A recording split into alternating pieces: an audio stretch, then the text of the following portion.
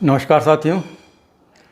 Negotiable instrument act 1881, इसके तहत supreme court का एक बहुत ही दिलचस्प फैसला आया है और मैं चाहता हूं कि इस फैसले को मैं आप तक पहुंचाऊं और इसीलिए आज का मैं ये वीडियो बना रहा हूं। सबसे पहले तो मैं बता देता हूं कि नेगोशिएबल इंस्ट्रूमेंट एक्ट है क्या।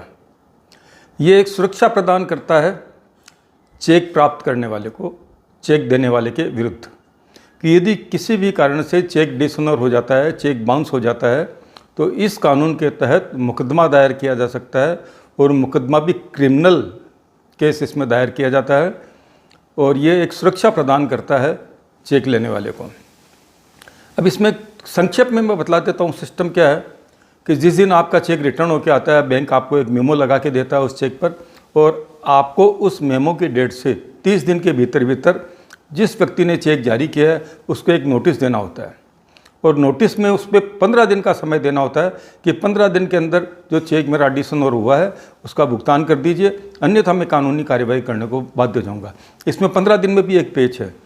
ये जो नोटिस उसको रिसीव होता है उस दिन से या आपने जिस दिन उसको नोटिस दिया उस दिन से 15 दिन काउंट होंगे। ये एक देखने वाली बात है, इसके लिए आप अपने एडवोकेट से सलाह लें। मेरा अपना ऐसा मानना है कि ये 15 दिन उसकी रिसीविंग डेट के बाद लागू होते हैं। अब रिसीविंग डेट का हमको कैसे पता चलाना है? ट्रैकिंग, यदि आपने स्पीड पोस्ट किया है तो एडी रजिस्टर्ड, तो उस पर एडी की डेट लगी हुई आती है नोटिस रिसीविंग की। अनेक साधन है जिससे पता चलाया जा सकता है, मगर मैं डेट श्योर नहीं हूँ कि ये 15 दिन की अवधि कैसे काउंट की जाती है। इसके बाद जब 15 दिन की अवधि पूरी हो जाए, देखिए 15 दिन की अवधि का पूरा होना जरूरी है। 15 दिन, कल को आप नोटिस दो हाथ कोर्ट में मुकदमा दायर करो तो कोर्ट आपका मुकदमा ही एक्सेप्ट नहीं करेगा, मना कर देगा। तो आपको 15 दिन का इंतजार करना ही होगा और उस 15 दिन की अवधि के 30 दिन के भीतर आपको मुकदमा दायर करना होता है। यदि आपने 30 दिन की अवधि में मुकदमा दायर नहीं किया तो आपका मुकदमा नहीं पेश किया जा सकेगा कोर्ट के सामने।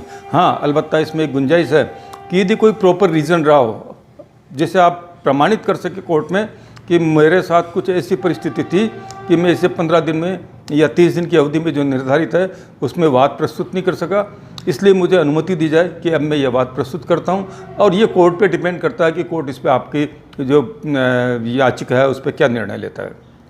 साथियों, अब मैं दिलचस्प पहलू की ओर ले जाता हूं, सुप्रीम कोर्ट के फैसले की ओर, कि इस विषय में सुप्रीम कोर्ट ने आखिर क्या कहा, क्या जाँचा, क्या फरका, क्या दलीलें वहाँ दी गई। सुप्रीम कोर्ट ने जानना चाहा, वादी से, पीड़ित पक्ष से जानना चाहा था कि ये चेक आपके पास आए क्यों।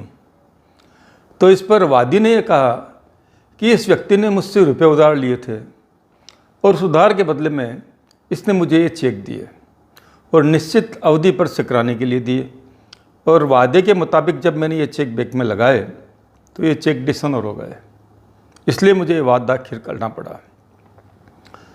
जब प्रतिवादी से सुप्रीम कोर्ट ने ये जानना चाहा कि क्या आप इस बात को स्वीकार करते हैं, तो प्रतिवादी ने स्पष्ट रूप से इनकार कर दिया कि मैंने इससे किसी तरह का कोई रुपया लिया ही नहीं, किसी तरह का रुपये का लेन देन हुआ ही नहीं।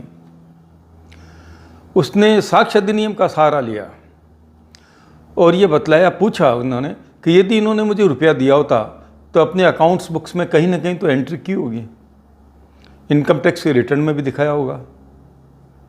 तो इस बात को लेकर इनकम टैक्स ऑफिसर की भी पेशी करवा दी गई, जिसमें यह बतलाया कि इनकम टैक्स रिटर्न में इस तरह की किसी भी राशि का कोई जिक्र नहीं है।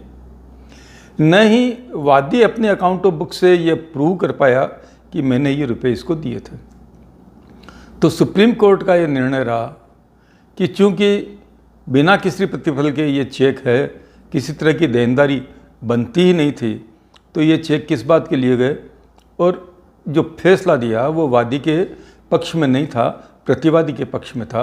और उसमें जो मेन रीज़न रहा वो ये था कि किसी भी तरह की एंट्री उसकी बुक्स में, इनकम टैक्स की रिटर्न में ये कोई एंट्री नहीं की गई है, इसलिए पक्ष उसका मजबूत नहीं बनता है और ये चेक डिसऑनर का मामला नहीं बनता है और इसे मामले को रद्द किया जाता है। साथियों, आपके मन में भी कई तरह के प्रश्न इस बात को सुनने के बाद हुए होंगे। आपके मन में शायद ये प्रश्न भी आया होगा कि सुप्रीम कोर्ट ने यह क्यों नहीं पूछा कि आखिर ये चेक तुम्हें जो तुमने दिए हैं तो वो किसके बदले में दिए ही क्यों थे आपने ये चेक? आखिर कोई तो कारण रहा होगा। क्योंकि मेरा अपना ये मानना है कि हमारी भारतीय अर्थव्यवस्था में या पूरे विश्व में ही मैं ये दिखाऊं तो एक इकोनॉमी अलग से और चलती है, जिसे हम 2 नंबर की इकोनॉमी कहते हैं। हो सकता है उसने 2 नंबर का पैसा दिया हो। एक प्रश्न मेरे दिमाग में और उठता है कि ये तो मामला बनता है इनकम टैक्स पेयर होने के नाते। जो वादी था वो इनकम टैक्स पेयर था और उसने किसी भी तरह की कोई एंट्री अपने बुक्स में नहीं कर रखी थी, ये सत्य है। मगर ये एक पहलू और है इसके अंदर जो मेरे दिमाग में आता है, या इस फैसले के बाद मेरे दिमाग में आया और बहुत संभव आपके दिमाग में भी आ रहा हो, और मैं चाहता हूँ कि आप टिप्पणी करके मुझे इस बारे में गाइड करें कि आप इस बारे में क्या सोचते हैं कि यदि वो इनकम टैक्स पेयर नहीं होता तो उस हालत में सुप्रीम कोर्ट का क्या डिसीजन होता है। ये तो इनकम टैक्स पेयर था, बुक्स में अकाउंट्स में कहीं एंट्री नहीं थी, प्रमाणित हो गया, मगर वो इनकम टैक्स पेयर नहीं होता और वो कहता कि नहीं मैंने रुपए दिए हैं, तो उस हालत में क्या होता है। ये एक शंका मेरे दिमाग में है और इसका समाधान मैं आप लोगों से चाहता हूँ। आप कमेंट करके बतलाएं कि आप इस बारे में क्या सोचते हैं, मैं कहाँ तक सही हूँ, मैं कहाँ तक गलत हूँ, इस बारे में आप बताएं।